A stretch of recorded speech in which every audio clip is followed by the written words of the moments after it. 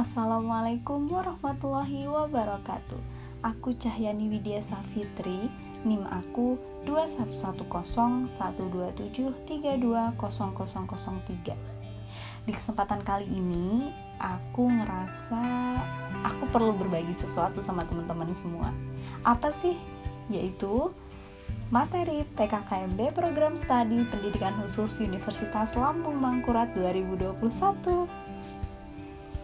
Selama PKKMB yang berlangsung 3 hari dari tanggal 13 sampai tanggal 15 Agustus tahun 2021, aku ngerasa banyak banget informasi dan manfaat yang aku peroleh dari sana. Jadi aku mikir kayaknya aku perlu bagiin ini deh ke teman-teman semua. Siapa tahu bisa membuat teman-teman menjadi lebih kenal dekat dengan program studi pendidikan khusus itu sendiri.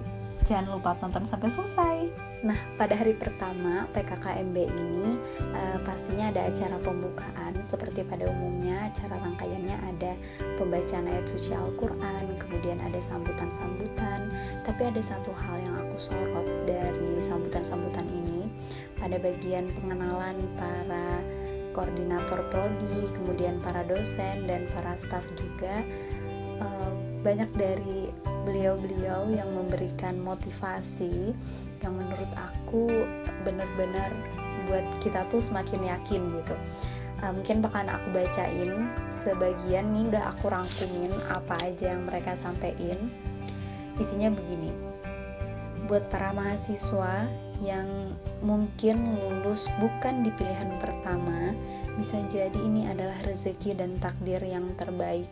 Jadi jangan kecewa dan jangan pernah sesali apa yang terjadi. Selalu berusaha istiqomah dan berkomitmen hingga meraih kesuksesan. Dan kita patut bangga karena menjadi mahasiswa program studi pendidikan khusus.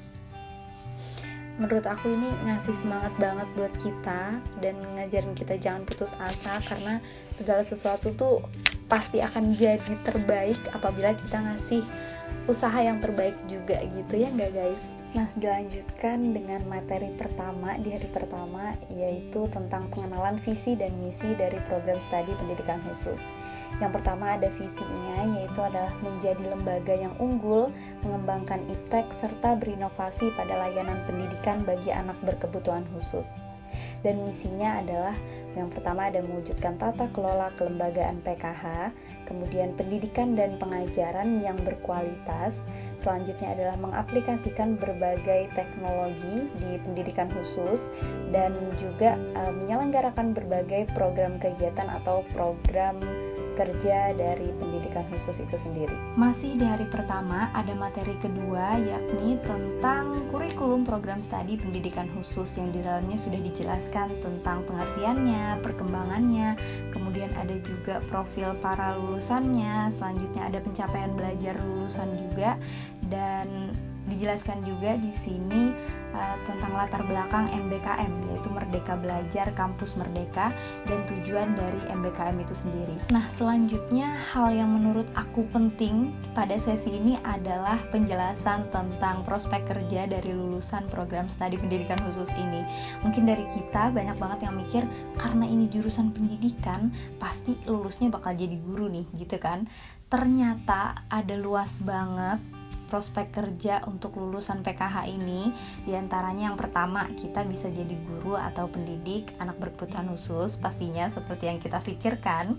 Kemudian kita juga bisa loh ternyata bekerja di dinas pendidikan, karena di dinas pendidikan juga ada bidang pendidikan khususnya. Kemudian kita juga bisa menjadi instruktur pendidikan khusus, kemudian kita bisa menjadi asisten peneliti pendidikan khusus, kemudian juga kita juga bisa menjadi pekerja sosial loh, ada formasinya di dinas sosial atau di Kemen PPA. Dan yang terakhir, kita juga bisa berwirausaha. Oke, lanjut. Di hari kedua ini, materi pertama yang disampaikan adalah mengenai pengenalan dan pemanfaatan dari SIMARI Universitas Lambung Mangkurat. Apa sih SIMARI itu? Nah, SIMARI itu adalah sistem informasi Universitas Lambung Mangkurat yang terintegrasi. Di dalamnya mungkin yang sering kita akses sebagai mahasiswa nantinya adalah portal mahasiswa, yang di dalamnya ada fasilitas e-learning, kemudian ada GILIP dan juga ada portal untuk wisuda. Nah, selanjutnya juga dijelaskan selain Simari, ULM juga punya website tersendiri di masing-masing fakultas. Salah satunya adalah website di fkip.ulm.ac.id. Nah, di sini tuh mencakup sistem pelayanan untuk surat menyurat, seperti itu contohnya ada izin penelitian, kemudian ada legalisir FKIP Unlam dan juga yudisium. Nah, masih di hari kedua, ada materi kedua yang disampaikan sama kakak-kakak Hima di sini. Mungkin teman-teman udah pada tahu kali ya Hima itu apa? Ya, tentang Himpunan Mahasiswa Pendidikan Khusus Universitas Lambung Mangkurat.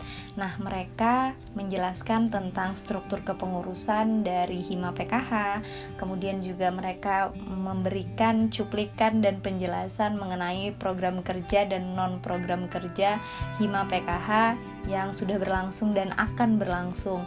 Benar-benar menarik banget dan pastinya bermanfaat banget sih organisasinya, jadi jangan lupa gabung ya. Nah, pada materi ketiga ini disampaikan tentang etika berkomunikasi, namun nggak spesifik di berkomunikasi aja, mungkin ini akan membahas etika secara umum lebih tepatnya, karena diantaranya ada etika berpakaian dan berhias, ini berlaku mungkin untuk kita semuanya, cewek maupun cowok. Kemudian ada etika mengirim pesan kepada dosen, selanjutnya ada etika menelpon dosen, dan dilanjutkan dengan materi keempat yaitu pengenalan FSI, Forum Studi Islam, yang di dalamnya dijelaskan banyak sekali kegiatan yang dilaksanakan oleh organisasi ini, kemudian ada juga tujuan dari FSI dan tujuan dari berbagai program kerja yang dilaksanakan ini. Ternyata aku baru tahu kalau banyak banget ternyata program kerjanya FSI dan ini diselenggarakan secara rutin.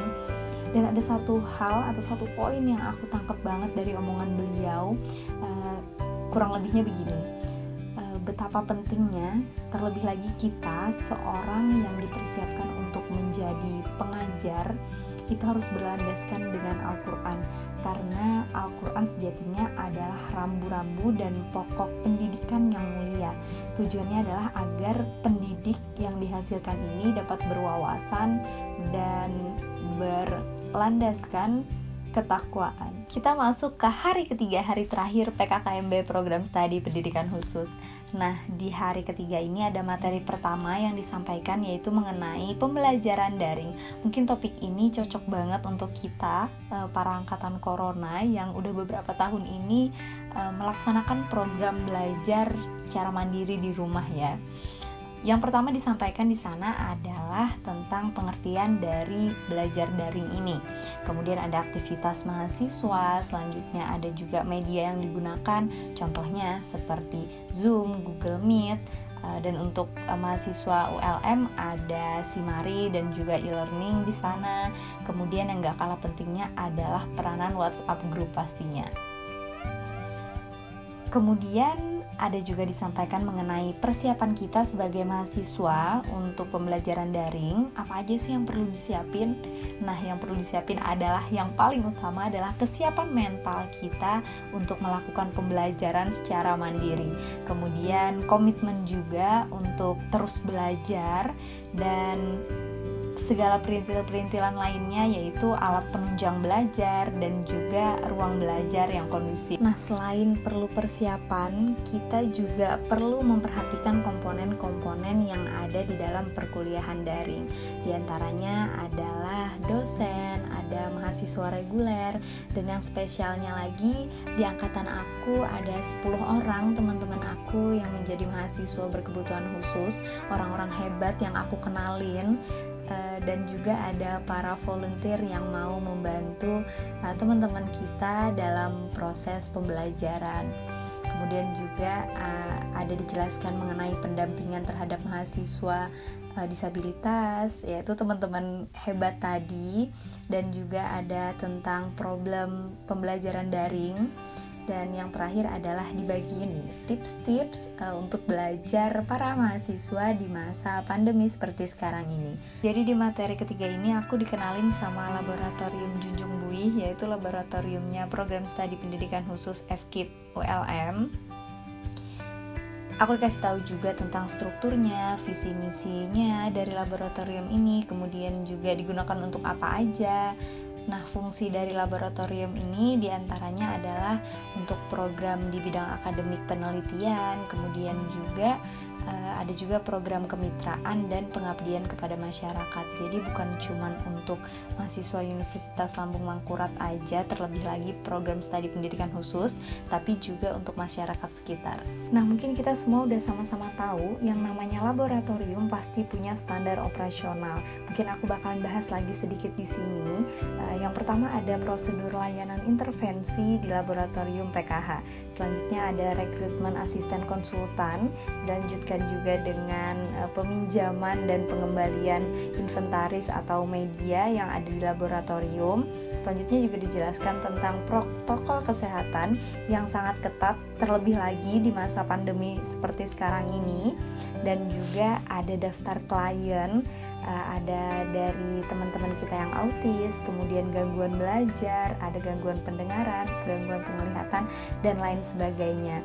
Nah, pasien atau klien lebih tepatnya sebutannya yang kita terima di sini dari usia 2 sampai 13 tahun dengan biaya yang bisa dibilang relatif terjangkau, yakni sebesar 85.000 aja dalam sekali konsultasi.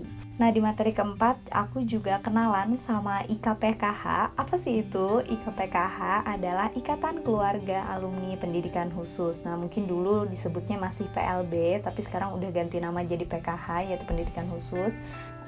Jadi yang aku tangkap dari sana sih lebih ke tujuan dan fungsi dari KPKH itu sendiri. Kemudian juga ada dijelaskan dan dikenalkan tentang keanggotaan serta kepengurusannya juga. Jadi kita udah masuk ke sesi terakhir dari PKKMB program studi ini.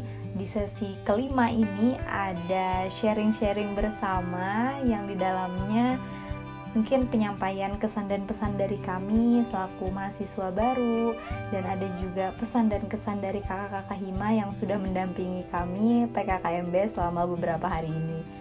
Mungkin segini dulu review materi PKKMB program studi yang bisa aku kasih ke teman-teman semua. Semoga kalian masih betah nonton ini sampai ke detik ini, dan semoga menjadi kebermanfaatan juga buat teman-teman. Jangan bosan-bosan ketemu aku.